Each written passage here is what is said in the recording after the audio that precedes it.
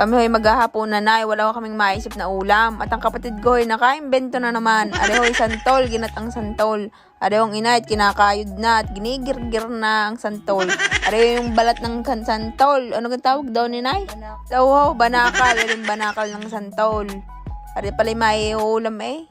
Tari nga at piniga na ho ng inay. Tari nga bakas na bakas ho ang kanyang kamay. Aba inay, siguro may ginaghugas ng kamay. Tari na nga ako nang ginawa ng kapatid ko. Sinangkot siya na ho yung ulam na baboy. Siyempre ho, may ulam din ho yung baboy iyan. Tsaka ho sibuyas bawang. Tsaka ho siling grain. Hindi yung mawawalang siling grain. Ano man. At tari nga ho, ilalagyan na ng cubes. Ano gang cubes? Iyan yun ata ay pork. Pork cube. Aba naman. At sunod nga, ang ilagay natin ring alamang. Aring alamang na may tigta 30. Kaya naman kamalaman din ng alamang sa amin. Buti pang alamang nari. Mahal naman talang ako. Diyos ko pa. Hindi ako man. Nangyari ng mga lalaking ito. Ako na nagmamahal sa inyo. Ayaw pa kayo. Aba nga naman. Para nagtampo sa bigas. Yat natala ka na nga kapangyari. At ano nga, ilalagay na nga ang paminta. Ang pamintang kong aray, siguro din yung walang stapler. At kami, pag kinain natin tayo, matatalakan.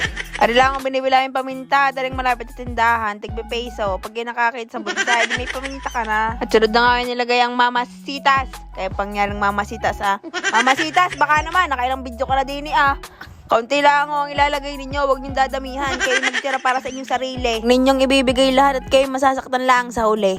Ano man. At alin na nga ho ang banakal ng santol. Finger heart.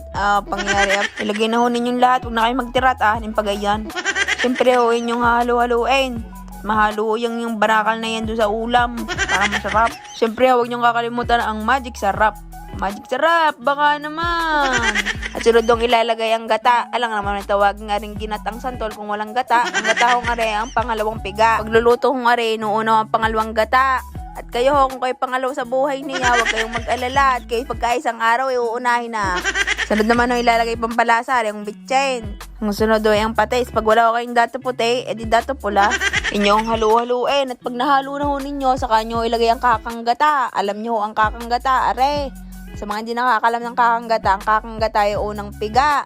Ang inay hindi alam ang kakanggata, ay katanda na. Katawa ang inay, ara. Tayin nyo lang ang maiga at pag naiga ho, ay siya kakain at lalantakan na ho natin, aray. At yan nga ho't naiga na. Kami kakain na ng hapunan, kaya kumain na rin. At kung gusto nyo rin gayahin, edi gayahin ninyo, pipidi naman Siya, rin ako kanyalabasan. Rin ako kayo tayo kakain na. At gutom na.